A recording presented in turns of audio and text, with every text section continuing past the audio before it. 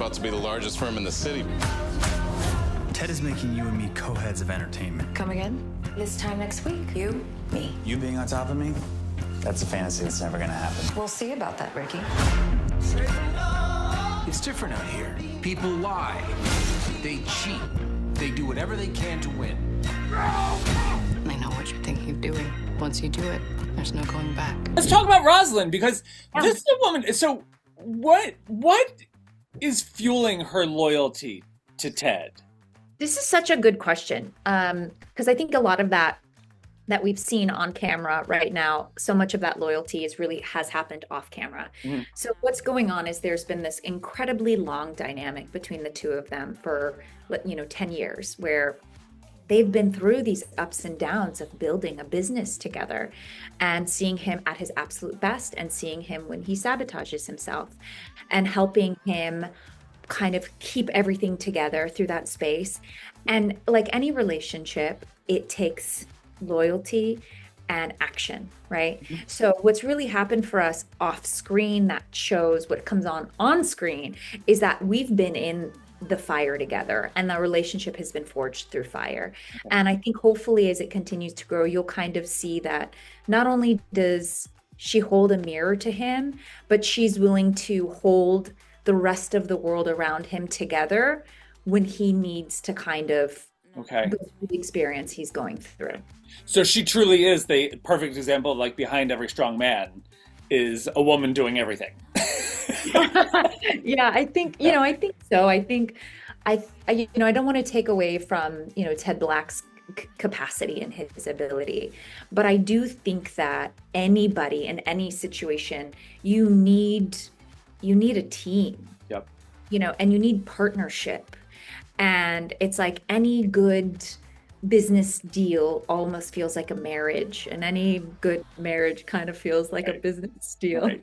They do so many great name drops of, like, the actors that you guys rep and all that stuff, but I do want to know, like, where did she come from? Where did he get her?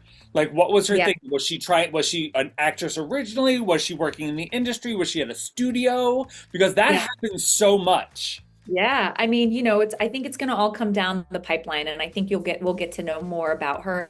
There's so many beautiful characters to serve, and there's been this big criminal trial, and I think as we continue to go through the episodes, you'll kind of see how Roslin is behaving as not, and she doesn't have the title of an officer of the company, but she is indeed having to behave as an officer of the company because Ted is so wrapped up in both this betrayal, from his partner, and this being thrown back into a criminal trial, which kind of unleashes this history of what he went through and why he left criminal law in the first place. So she's really having to kind of step in and hold this together, and then, slowly we'll kind of start to peel back more of her layers. And because that big part of that criminal stuff is back in New York, how much is she aware of that? Like, does she know the whole story? I do think she knows the whole story. I think she knows enough about the ex, and she knows a lot about the family, but I do think that there's no way that they don't have the history of knowing what the other person kind of went through intimately, and without, crossing any lines or anything like that, but really kind of knowing what you're getting into before you buy the horse. You know what I'm saying? Yeah. I'm not buying that horse. You know what I mean? I talked with Aaron, I've spoken with Aaron for so many years. He never let on how this show began, about the breakup, basically. And so coming into the show, I was shocked because the way it was built was like these two guys, they're best friends. They started, the blah, blah, blah. Never let us know that we were walking into a traumatic experience as far as I'm concerned. But now we're at the reconciliation point, it feels. Maybe. We'll see. How did you feel about this? Because you haven't gotten to play, aside from the flashbacks, their friendship.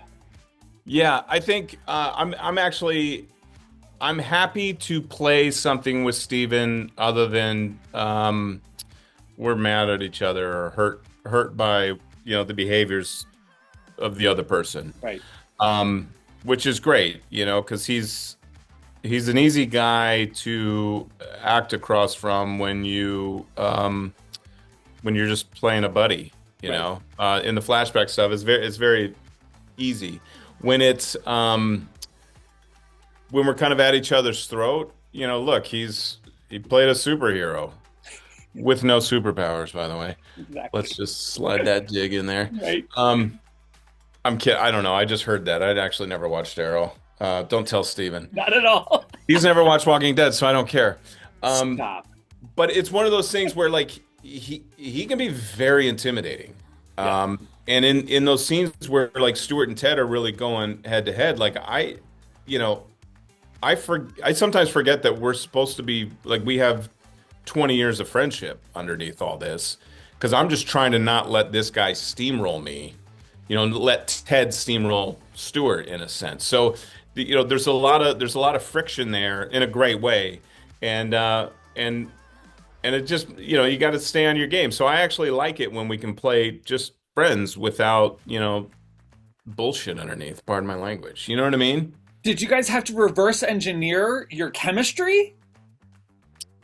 Well, what's interesting is that when we did our chemistry read together, we did the scene in the pilot where we were having dinner together on the rooftop right before Stuart pulls the plug and takes half the firm with him. So it was there. Like we had, they just wanted to see us be real friends.